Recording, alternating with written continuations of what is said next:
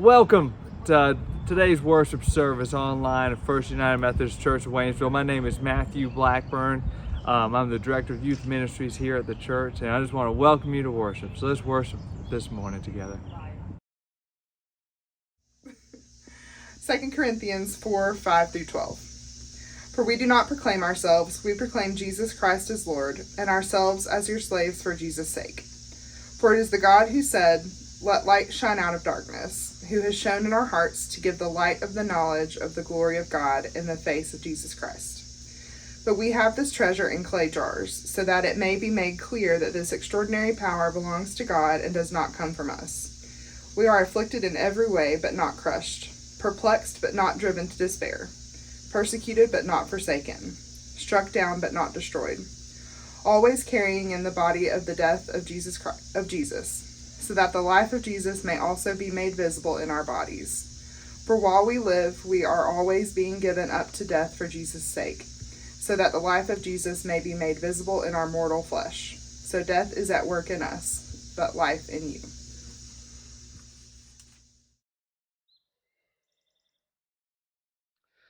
Jesus tells a story about treasure.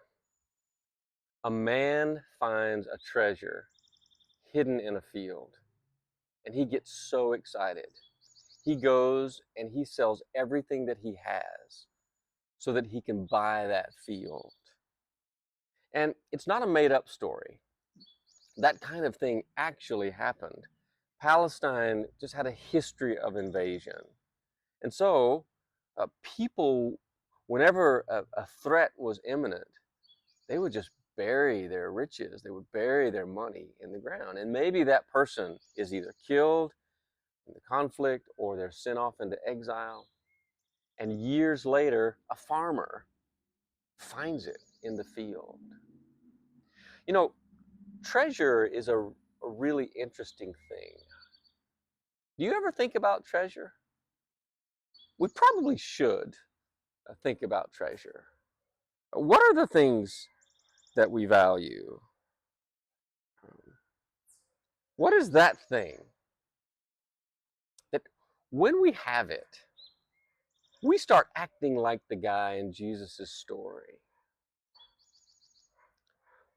One problem with treasure is that it can get a hold of us, The Reverend Peter Lord was talking to us, a group of pastors, room full of pastors and spouses. And he had us on the edge of our seats when he said, "I can tell you exactly what you treasure. I can tell you," he said, "what really matters in your life. Show me your checkbook. Show me your calendar." That's what he said. He said, "You will give your time and your money to the things that matter most in your life." Paul says in his letter to the Corinthians, we have this treasure in jars of clay. And when I was reading that, my very first question was, well, what is it? What is the treasure in jars of clay? And I feel pretty sure the answer is in verse 6.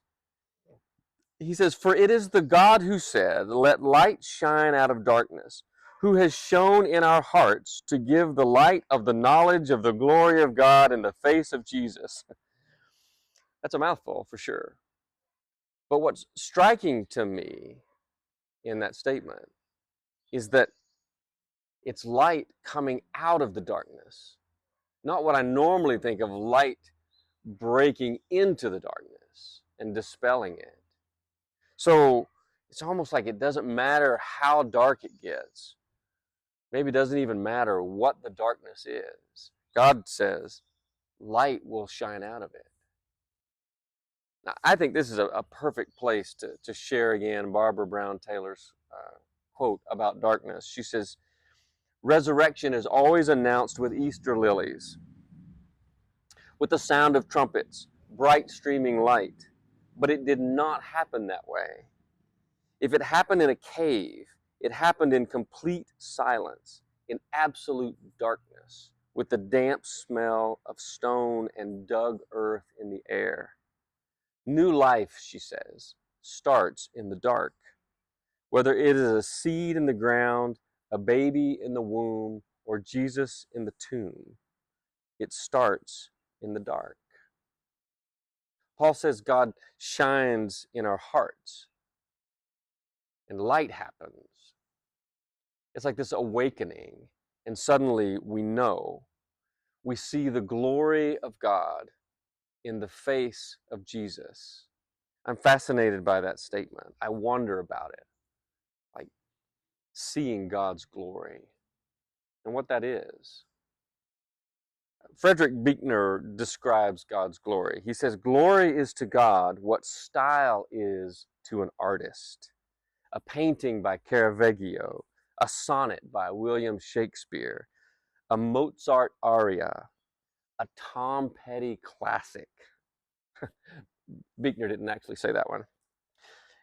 Each, he says, is so rich with the style of the one who made it that to the connoisseur it couldn't have been made by anyone else. And the effect is staggering. The style of artists brings you as close to the sound of their voices and the light in their eyes as it is possible to get this side of actually shaking hands with them. The psalmist declares, "The heavens are telling the glory of God." It's the same thing, Buechner says. To the connoisseur, not just sunsets and starry nights, but dust storms, rainforests, garter snakes, the human face, are all unmistakably the work of a single hand. To behold God's glory, to sense God's style, is the closest you can get to God this side of heaven. Treasure in jars of clay. In verse 10, Paul says, we are always carrying in our bodies the death of Jesus, so that the life of Jesus may also be made visible in our bodies. Like, how do we do that? How do we carry the death of Jesus? Well, we die to stuff. Paul says we're being handed over day after day. And in this letter, he's trying to make a defense to what could appear as his weakness. Clearly, there was some competition amongst preachers, and people were questioning, his authority, because his life was a mess. His life was a wreck.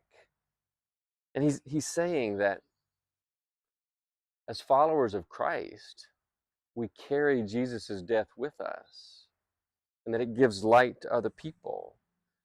We die to stuff so that other people can live. And I think about, what have other people died to? What sacrifices have other people made in their lives that have enabled me to have life and hope? Paul says that we carry around the death of Jesus so that the life of Jesus might be seen in our bodies. So how is it that another person can see the life of Jesus in me? And exactly what does the life of Jesus look like? We should make a list. When you think about the life of Jesus manifest in another person,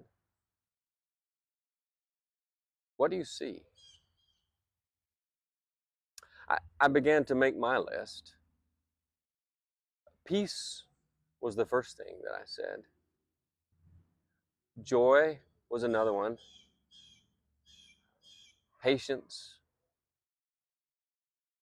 And as soon as I said kindness, or I was writing it, I literally was making a list.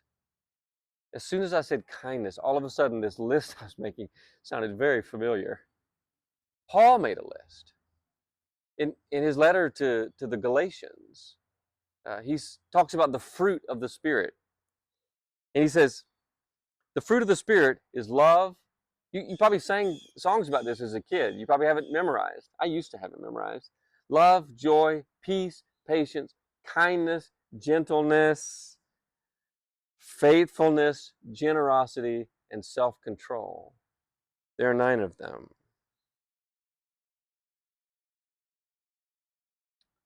Fruit. You know, Jesus said that unless a grain of wheat falls into the ground and dies, it will remain a single grain. But if it dies, it will bear much fruit. Now, as soon as Jesus finished telling the buried treasure story, he tells another one just like it. There is a merchant in search of fine pearls, and he finds one. And when he finds this pearl of great value, he goes and he sells everything that he has so that he can buy that pearl. The story, it's short like the other one, and it's almost exactly like the other story. But what's different about this one, if you look closely, is that I am the pearl. You are the pearl. Treasures in jars of clay.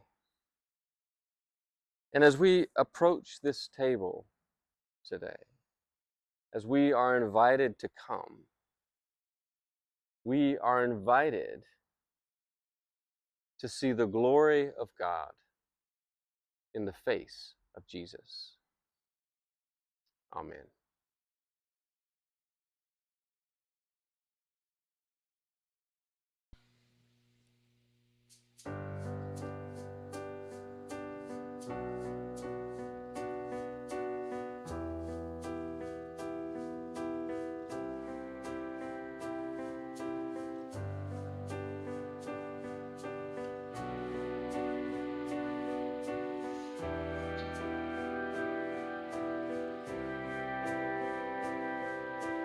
I keep fighting voices in my mind that say I'm not enough.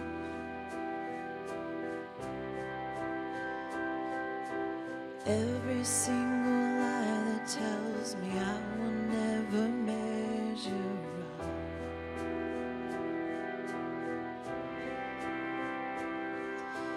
And am I more than just the sum of every high and every low?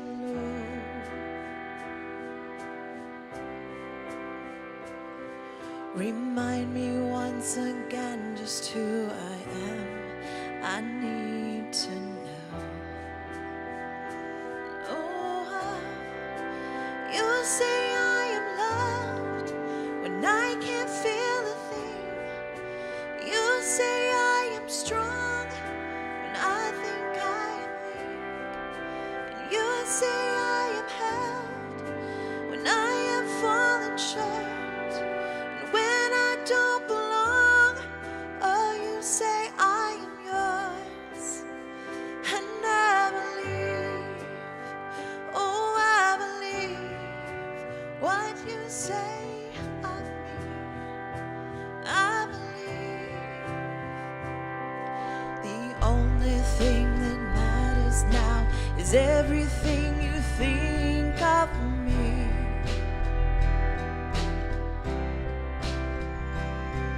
In you I find my worth, in you I find my identity. Oh, and you say I am loved, and I can't feel a thing. And you say I am strong when I think I am weak. And you say I am held when I am fallen short.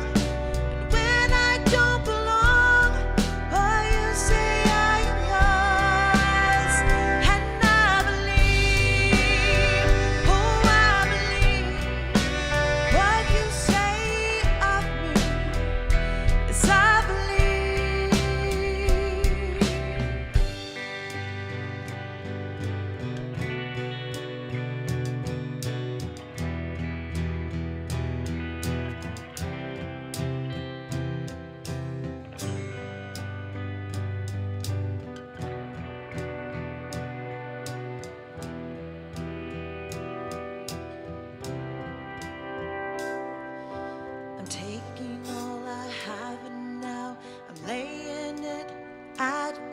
feet.